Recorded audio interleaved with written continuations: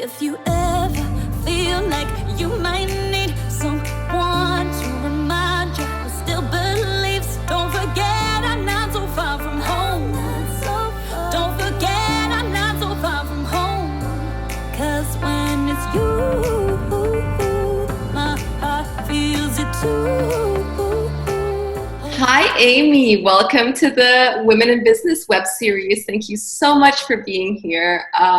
We are so excited to have you. You are such an incredible woman, an inspiration. You're a thought leader, a leader in the world of sustainable happiness, and we'll get to all of that good stuff, but just truly a remarkable person. And we're here to inspire young women that are getting started in their careers and give them some wisdom, share some of our knowledge, some of our experience, in hopes that they will be inspired and find some chunks of gold. So let's get started. Aymee, could you introduce yourself to everyone, please? Just let us know what you're up to these days, where you're from, a little background about yourself. Thank you so much for having me today, and I hope all of the women watching here, wherever you are, you get inspiration from this interview. It is the first time I've been in an interview since 2011 online, so I'm happy to come forward right now for some wisdom to share. So thank you so much for having me. I started my journey in my blissful calling, so to speak, back when I was 19 years old, and I devoted my life to helping millions of people live happier lives. And then I was like, that's nice. How am I going to do that? And so I spearheaded into employee happiness because I never heard anyone say, yay, it's Monday. Have you? And so then I thought I could make some improvements there. And then through my experience as a happiness coordinator on a trading floor, I realized that it's the leadership that influence everyone's happiness. And so over the course of time and a lot of education, I've specialized in feminine authentic leadership, which is one of the reasons why I'm here today. Thank you so much. Thank you, Aymee. Amazing. Yeah, there's so much about you. There's so much to tell. We're going to squeeze this into 30 minutes, so I hope that we'll have a round two. But for now, can you share some road bumps or pitfalls that you have faced as a woman in business? Yes, that is so interesting that you would bring that up right away. Because can anyone relate? Has anyone experienced any roadblocks out there? Everyone has, the glass ceiling is real, and I read about it and then I experienced it, and there comes a certain point where it's a challenge to I guess one of the biggest things is to be seen as an equal with males and females. And even if I have a PhD, even if I'm endorsed by like Harvard professors, even if I have a gazillion testimonials, it's still like, can you do the thing, whatever the thing is? And we have a preconception of who we are as women. What am I supposed to do, or who am I supposed to be? For example, a CEO. In my mind, I could be a doctor, and I was unable to be a CEO.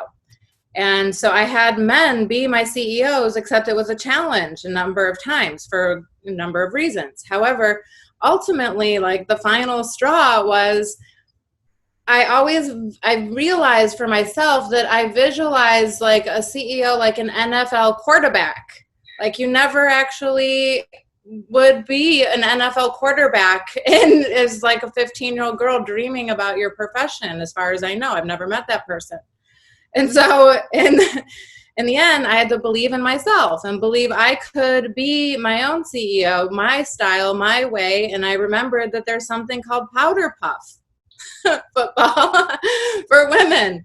And then I was like, yeah, I can be in this game instead. And now I'm teaming up with my best friend who really is a powerhouse CEO, Amanda Kalo, to bring the Butterfly Effect retreat to more women so you can become empowered and believe in your voice and find your blissful calling and get beyond that glass ceiling.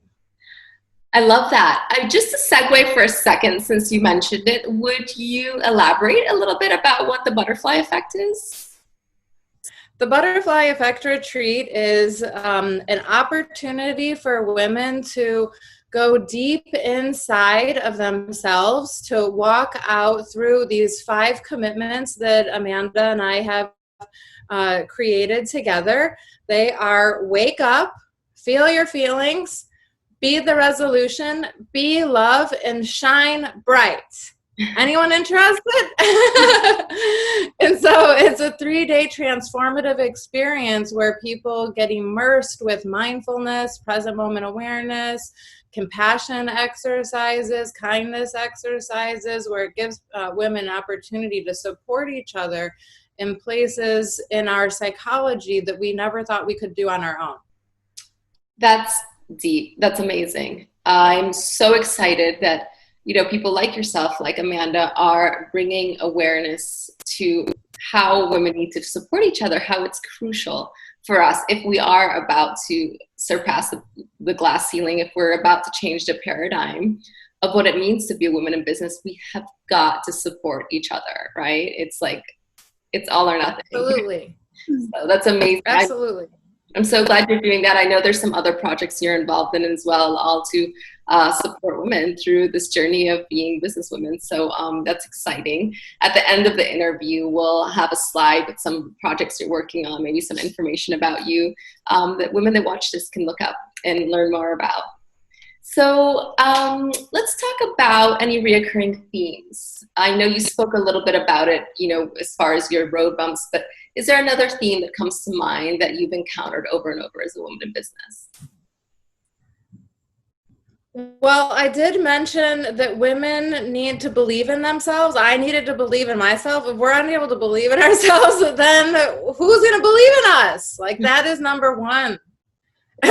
Number 2 is you need to have the self-esteem and the confidence that you can do this. You know, a lot of times women's default is I can't, for one reason or another, and this is something that we need to overcome. Like, as a female species, why can't you? What is the reason? You are your own block, basically, between can and can't. And so how do we remove that ultimately? So believe in yourself, believe that you can, and you can do it your way, you know?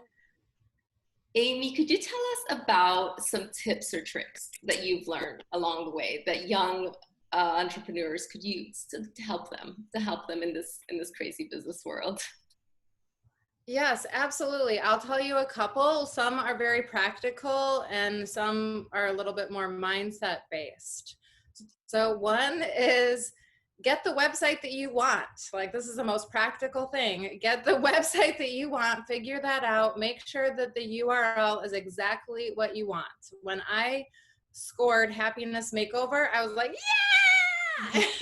When I scored my things that I wanted, it was a game changer. So this is number 1 importance, is to be able to connect to your audience in a way that represents you and what you have to offer very specifically. And secondly is you are, the language of the leader is the only tool you have.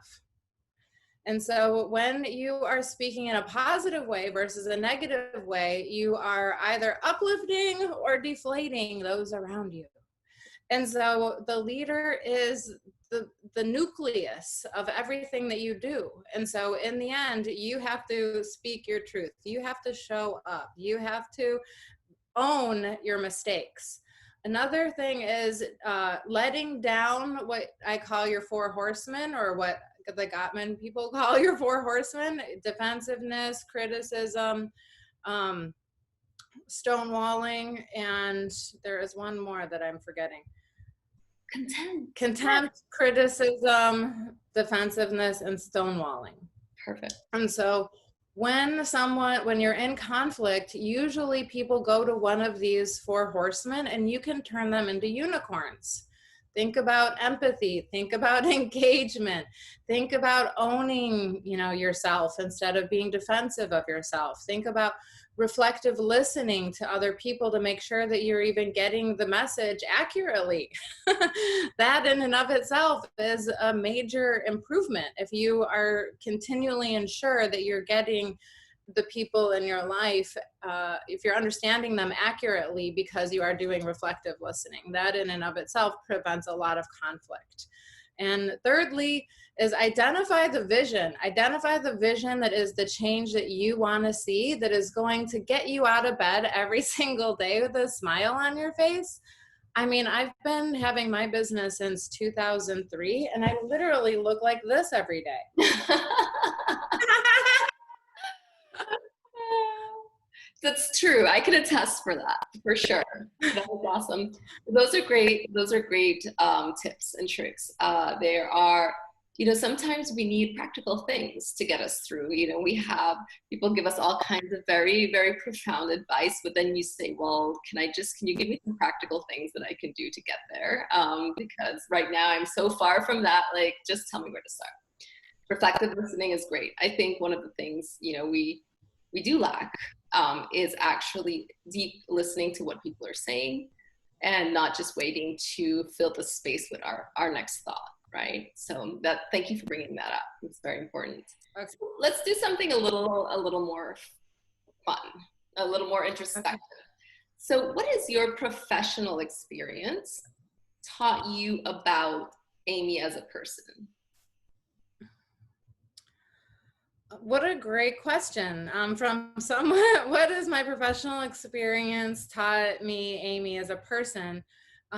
Well, for one, I am not my brand. It's very easy for people to get associated with your business or with who you are and have any ego attachment related to that. And it's important that we let that go and we realize that our brand or our organization is a contribution versus an ego. And sometimes it's easier to like put your face out or do this or talk about yourself. However, in the end, it's really about the value that you're contributing to society. So I had to remove myself from my brand for a lot of reasons. And I'm very excited that I was able to do that. And I'd like to encourage other people to like break out of your personality or out of yourself or out of your story to look at the value that you offer, because that's really what is the truth of your business, is through the value versus your ego in the end.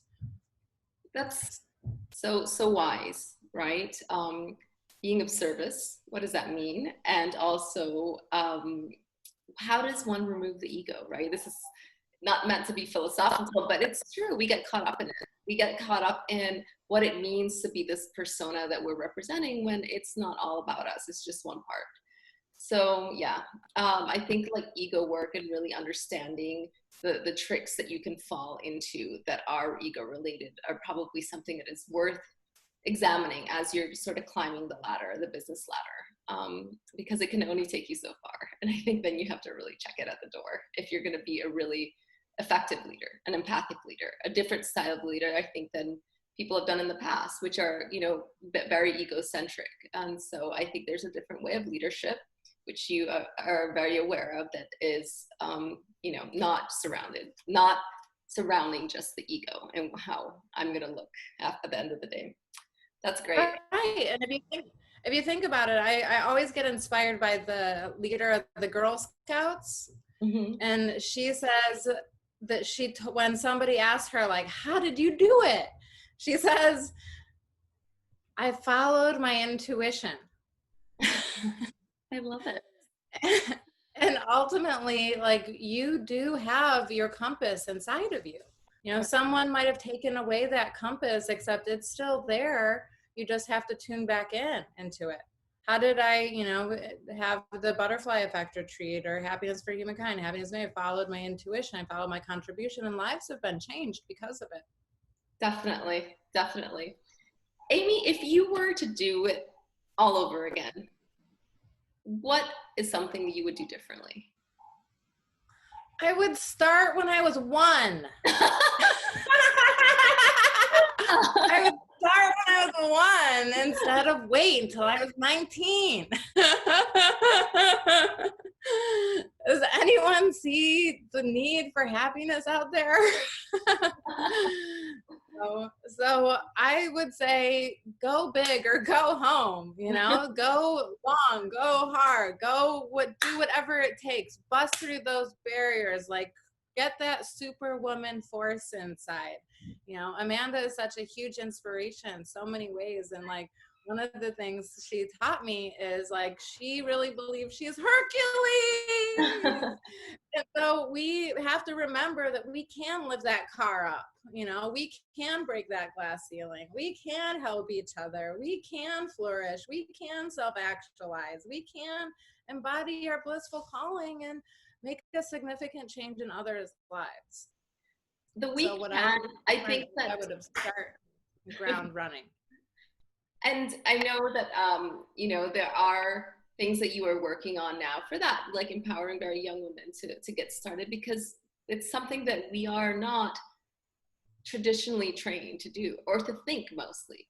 Because I think if we can ingrain it in our mind that we are completely capable of doing exactly what our male counterparts are doing and more, in a way that is more effective, you know, as leaders, that if we could actually embody that and understand that at a very young age, then things might be very different for us. But I think somehow we're not, you know, we're not taught that. It's not been the traditional thing. So we're trying to change this paradigm, change this way of being. And, you know, one of the works that you do, I do, is trying to somehow encourage women to know that do it, and do it strong, negotiate hard, you know, like don't take no for an answer, all these things that we do as women. Wonderful, Aymee. If you had one thing, one tool, one person, a thing that would have been helpful to you at the beginning, what would that have been? I was fortunate that I listened to the voice inside of myself at a young age. And so I literally would encourage people to listen to the voice inside, because that is the truth of your soul versus what you need to prove to anyone in your profession or things like that. So I was fortunate to know this tool at a young age. And so I would encourage others to go inside too in this area. How could you give women one practical way to A, find the voice, B, listen to the voice that you've used that's worked for you? Yes, I'd like to do an exercise. Are you willing to participate with me? Yes, of course. I'm here for that. Okay, so this is called differentiating between the voice in the mind and the voice in the heart. And so and everyone who is watching can do this too. Okay. So I'm going to ask you a question, and you're going to write down for about 30 seconds the answer from your mind, directly from the mind, whatever comes top of mind, go for it. Okay. And the question is, what did you do today? Just write it down, whatever comes to mind. Quick, top of mind. This is like Jeopardy. Do do do do do do do do do do do do do do do do do.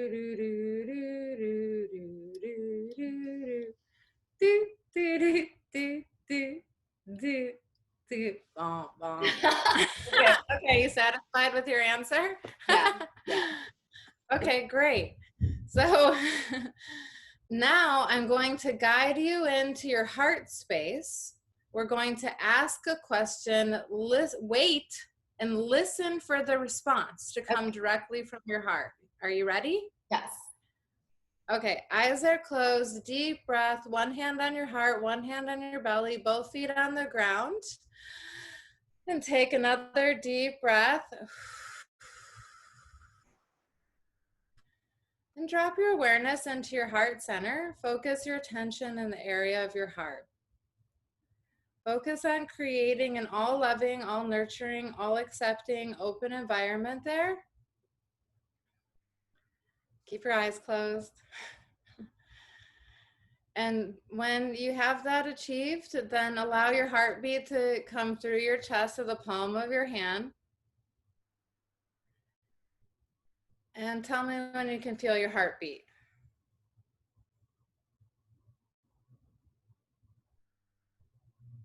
Okay. Okay, I'm going to ask you a question. You're going to repeat the question to yourself, to your heart. Wait for the response to come from your heart. And the question is, what did you do today? Okay, got it immediately. And when the response comes, repeat it out loud and keep that state. Supported my partner. Anything else? Wait for the response.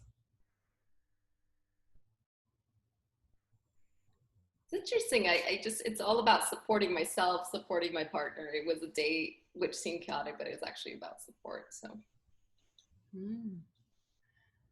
Okay, well, for the purpose of today's interview, was that different than what you wrote down from your minds? It is actually. It's very, very interesting and very different. When I felt like the mind was just like, what are the 100 things I did today? And the heart wanted to be like, but what did you actually do today? Like, what was the purpose of your day? And my purpose, like with all the craziness, was to be a support system for my partner who's we're moving, as you know, and he's having a really hard time with it. And so it's like, you're being supportive right now, which that's amazing. Okay, good. This is a good tool. Thank you, Aymee. That was really nice. Thank you. Thank you very much. Aymee, what is one thing that you're very proud of this far in your journey that you've done? Oh, thank you so much for asking. One thing that I'm very proud of, let me think. Let's see. Perseverance. Perseverance above all costs. Perseverance of all costs. I mean, where you have met someone who's just unable to give up, unable to turn away, unable to stop. It will, like, where there's a will, there's a way. And I've always been able to, like, somehow cling on to that after like 24 years of like going in this direction that like 0 people have ever gone before. Yes, absolutely. That is just, want to take a moment with that, because, we give up, and sometimes it's the right thing to do. It's like, it's not the path, but if you do feel it, if you can listen to your inner voice, if you are passionate about what you do, sometimes it takes that long. It takes 1,000 no's in 20 years. But I think asking yourself, I could do this, or I could do what else that would make me feel, shine, that would like bring me to life.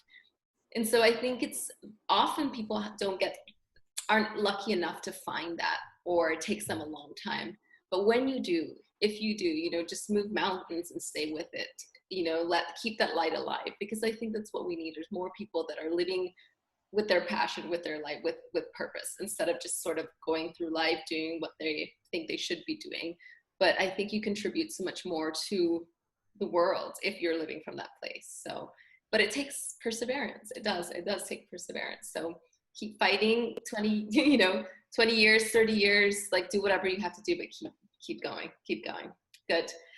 We're getting close to the end. I'm so sad that I didn't get you for so little time, but I'm hoping that we'll do this again maybe in the future. So I just want to ask you 2 more questions, and then I will let you go to your day of bringing happiness to people. What if you weren't doing this right now, what you're doing, being a happiness leader, world leader, what would you be doing? I would be meditating on the beach. Yes. I would be embodying my bliss. I would be breathing in fresh air instead of fires. Oh my gosh, that's right. There's all of that too. The world is kind of spinning right now. On that note, let's close out with your hope for the future, for this world, for society, for its people. Yes, what a nice way to end, as a hope, end on a positive note. Yeah. Right. Well, beyond my hope, this is my plan, that everyone gets to learn how to be happy. In the end, our, culture has steered us off point in one way, shape, or form, and so it's time that we can learn how to be happy from the inside out for the first time ever, and we can teach it in a practical way for the first time ever, and we have support systems to support you going in those directions. So, when we think about how miserable we are, how sad we are, how hopeless we are our our best own solution if we know how to do it. And so that's why I invite you to the Butterfly Effect Retreat. I invite you to join us. I have a few books on Amazon, and I'll give anyone who is watching today a 30-minute free consultation. Awesome. Thank you. We'll put a little code in there so people can use to come to you. I do recommend everyone to do so. I have just done the happiness makeover. FYI, changed my life years ago. And Aymee, I've been on this journey with her and, sort of growing with her and just incredible. I can't, begin to really explain what it's been like to be in your sphere, bringing joy, bringing happiness to the world in so many different ways. And so, you're everywhere. And again, I am going to put on the end of the slide a bunch of different things you do so people can sort of read up a little more on you and really understand what this is all about. What is this like sustainable happiness about? Is it possible? Yes, it is. And here is Aymee that can do it for you. So again, thank you so much for taking your time. I know you're super busy, so we really appreciate you coming here, coming out of the woodworks and getting on screen again,